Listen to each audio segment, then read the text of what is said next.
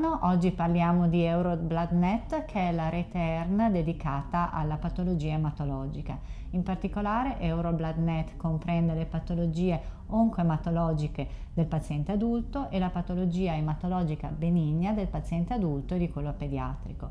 per intenderci patologie del globulo rosso o della coagulazione. In azienda ospedale Università di Padova, EuroBloodNet vede la partecipazione di numerose unità operative con una competenza multidisciplinare ed è coordinato dall'unità operativa complessa di oncoematologia pediatrica, in particolare da me, sono la professoressa Alessandra Biffi, il direttore della oncoematologia, con l'aiuto della professoressa Colombatti qui accanto a me.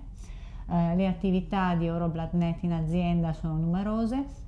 spaziano dalle best practices alla formazione continua del personale medico alla cross-border health.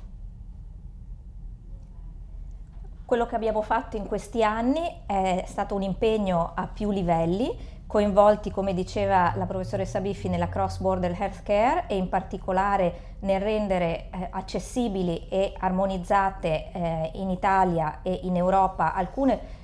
procedure molto caratteristiche come il trapianto di midollo per quanto riguarda le terapie curative nelle malattie non oncologiche, l'accesso all'NGS e anche l'accesso al Doppler transcranico per la prevenzione dell'ictus nella drepanocitosi. Abbiamo contribuito allo sviluppo di linee guida riconosciute a livello europeo, molto alla formazione dei pazienti insieme con le associazioni locali e alla ricerca di una medicina personalizzata per quelle patologie rare e differenti da individuo a individuo, alla collaborazione con progetti di ricerca traslazionale che includono i registri e l'uso dell'intelligenza artificiale.